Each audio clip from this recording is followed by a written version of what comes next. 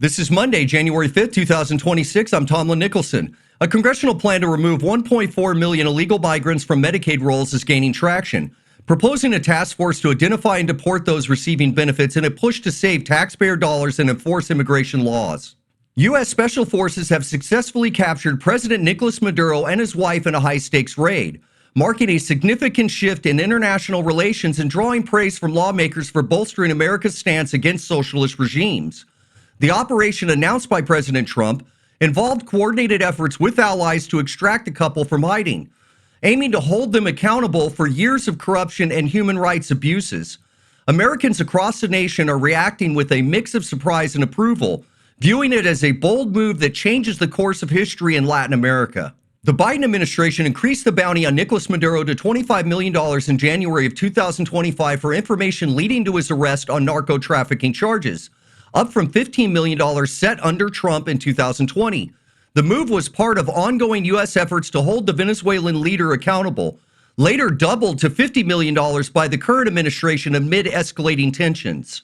The White House has suspended the visa lottery program after revelations that allowed entry to the suspect in the recent Brown University shooting, prompting calls for tighter immigration controls to prevent future threats from abroad.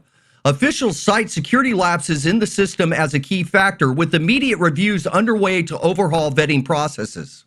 Democrats in Congress are voicing strong opposition to President Trump's military capture of Venezuelan President Nicolas Maduro, labeling it as an unauthorized overreach that bypassed congressional approval and risked plunging the U.S. into unnecessary conflict. Leaders like Chuck Schumer argue the action violates the Constitution and lacks a post-operation plan, while some party members privately suggest it could be a misstep not to celebrate the dictator's removal.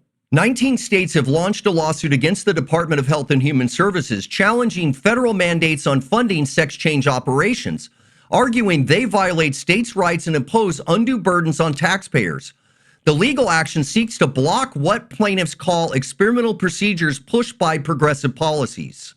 Representative Alexandria Ocasio-Cortez has forcefully pushed back against the U.S. operations in Venezuela, condemning it as a flagrant abuse of power without congressional input and a violation of the country's right to self-determination.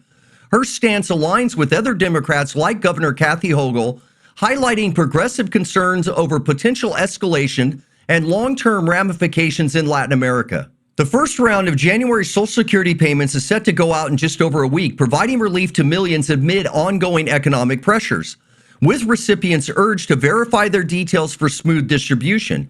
This comes as the program faces scrutiny over sustainability in the new year.